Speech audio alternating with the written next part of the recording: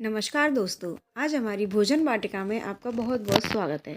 और इसी वाटिका में से आज हम आपके लिए चुनकर लाए हैं एक बहुत ही मज़ेदार नाश्ता, जो बनाने के साथ साथ खाने में बहुत ही ज़्यादा टेस्टी होगा और बनाने में तो बहुत ही ज़्यादा आसान। ना किसी मोल्ड की ज़रूरत, ना किसी सांचे की ज़रूरत और ना किसी तामझाम की ज़रूरत। बहुत ही ज़्यादा आसानी से बनेगा और बहुत ही ज़्यादा टेस्टी होगा। तो चलिए वीडियो शुरू करते हैं। लेकिन वीडियो शुरू करने से पहले अगर आप चैनल पर नए आए हैं तो प्लीज़ चैनल को सब्सक्राइब करें, साथ में बेल आइकन का बटन दबाएं, जिससे हर वीडियो की नोटिफिकेशन आपको सबसे पहले मिलती रहे। चलिए वीडियो शुरू करते हैं। और इसके लिए लेंगे हम सबसे पहले एक बर्तन में हम लेंगे 1 कटोरी सूजी। सूजी वही वाली जो लेनी है जिससे हम जनरली बनाते हैं, ना ज़्यादा मोटी हो ना पतली हो। और इसमें डालेंगे 3 से 4 चम्मच दही। दही बिल्कुल ताज़ा हो तो ज़्यादा अच्छा है, अगर थोड़ा सा खट्टा भी होगा तो भी चलेगा। और इसमें थोड़ा सा पानी डाल करके और इसका एक अच्छा सा स्मूथ सा बैटर बनाएंगे। देखिए, पानी एकदम से नहीं डालना है, हमें थोड़ा थोड़ा करके डालना है। और इसको 15 से 20 मिनट के लिए, करीब 25 मिनट के लिए इसको ढककर रख देंगे। तब तक हम इसके लिए और तैयारी करते हैं। देखिए, थोड़ा सा हमने ये धनिया लिया है जिसको धोकर अच्छे से काट लिया है, और 4 से 5 हरी मिर्ची लिए, इनको भी काट लिया है। अब इनको मिक्सी के जार में डाल करके एक चटनी जैसी इनकी बना लेंगे, बिल्कुल महीन पेस्ट।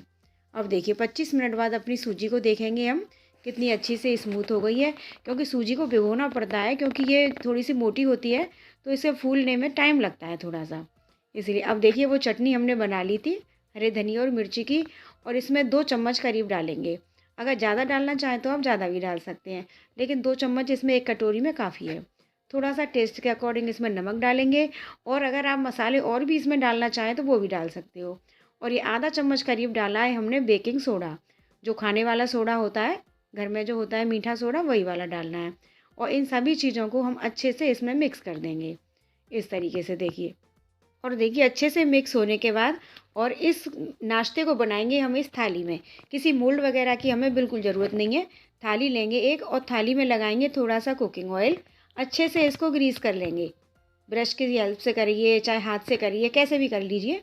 और अच्छे से इसको हम ग्रीस करेंगे इस तरीके से। देखिए चारों तरफ से करने के बाद, अब एक कढ़ाई में हमने पानी लिया है, 1 गिलास पानी रख दिया है गरम करने के लिए। और इस पानी में ही हम इनको अपने नाश्ते को तैयार करेंगे। और इसमें देखिए, अब जो हमने जो थाली ली थी, उस थाली को अच्छे से इसमें रख देंगे। और कढ़ाई और थाली का साइज़ एक जैसा होना चाहिए, जिससे कि अच्छे से ये सेट हो जाए इसमें। अगर छोटी कढ़ाई है तो छोटी थाली ले लीजिए, बड़ी है तो बड़ी ले लीजिए। अब देखिए चम्मच से हम सभी बैटर को इसमें फैलाएंगे। आज हम बना रहे हैं थाली में इडली, वो भी छोटी छोटी वाली। बहुत ही ज़्यादा टेस्टी बनती है ये। एक एक चम्मच के हिसाब से छोटा बड़ा साइज जैसे आपको रखना है उस हिसाब से फैला दीजिए।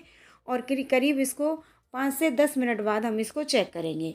10 मिनट तक इसी तरीके से स्टीम होने दीजिए इसको। और देखिए अब 10 मिनट बाद हम करीब खोलेंगे इसको।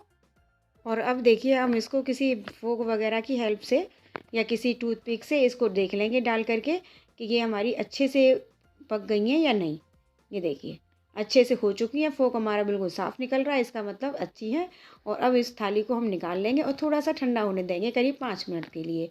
और 5 मिनट बाद इनको सबको हम निकाल लेंगे। देखिए एक चम्मच से या पलटे से किसी से भी इनको हटा लीजिए। देखिए बिल्कुल भी चिपकती नहीं है, बहुत ही बढ़िया सी बनी है। ये देखिए, और इसको ले करके हम प्लेट में सबको निकाल लेंगे एक साथ। ये कितनी बढ़िया सी लग रही है ना देखने में, बहुत ही बढ़िया बनती हैं। ये नाश्ता इतना इजी भी होता है कि झट से बन करके तैयार हो जाता है, और कोई ज़्यादा खास मेहनत नहीं।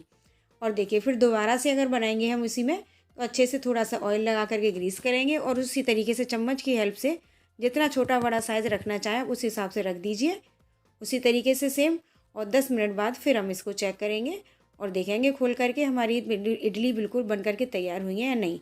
ये देखिए ये भी हमारी बन करके तैयार हो गई। इनको भी एक फोक की हेल्प से देख लेंगे। ये देखिए बिल्कुल अच्छे से बन गई हैं और बिल्कुल साफ़ निकल रहा है फोक। इसको भी हम उतार लेंगे, और इसको भी ठंडा होने के बाद इसको सबको प्लेट में निकालेंगे। और देखिए तोड़ कर देखेंगे कितनी जाली वाली बनी है। देखिए है ना कितनी सॉफ्ट, बहुत ही बढ़िया सी हमारी इडली बनकर तैयार हो रही हैं। किसी मोल्ड वगैरह की ज़रूरत नहीं है हमें, बिल्कुल थाली में ही बहुत अच्छे से बनकर तैयार होती हैं। ये देखिए, और अब हम लेंगे एक कढ़ाई, और एक कढ़ाई में थोड़ा सा ऑयल डालेंगे, कुकिंग ऑयल 4-5 चम्मच करीब। थोड़ी सी डालेंगे राई, और राई के चटकने पर डालेंगे इन सभी इडलियों को डाल देंगे जो हमने बनाकर तैयार की हैं। इनको थोड़ा सा हमें फ्राई करना है। अगर आप बिना फ्राई के भी आप खाना चाहते हैं तो वो भी आप एंजॉय कर सकते हैं। बस 1 मिनट तक इसको फ्राई करने के बाद थोड़ा सा राई का तड़का लग जाता है तो टेस्टी हो जाती है। इस तरीके से इसको निकाल लेंगे। और देखिए प्लेटिंग करने के बाद थोड़ा से हरे धनिए की गार्निशिंग कर देंगे, जो कि देखने में भी अच्छी लगेगी और फ्लेवरफुल भी हो जाएगी। बहुत ही ज़्यादा टेस्टी बनेगी। ये देखिए, है ना मज़ेदार सी रेसिपी। किसी मोल्ड की ज़रूरत नहीं। अगर आपके पास कोई सांचा नहीं है, कोई इडली कुकर नहीं है, तो भी हम अपनी इडली को बना कर सकते हैं। और किसी के साथ आप सांभर के साथ, चटनी के साथ, सॉस के साथ, जैसे चाहे आप इसको एंजॉय करिए। बहुत अच्छी सी लगती है, बिल्कुल जो बड़ी वाली इडली बनती है सेम वही वाला टेस्ट है। लेकिन हरे धनिए का और मिर्च का हमने पाउडर डाला, इसलिए मसाला इडली के नाम से जानेंगे। तो फ्रेंड्स, मिलते हैं अगली वीडियो में, तब तक के लिए थैंक्स फॉर वॉचिंग।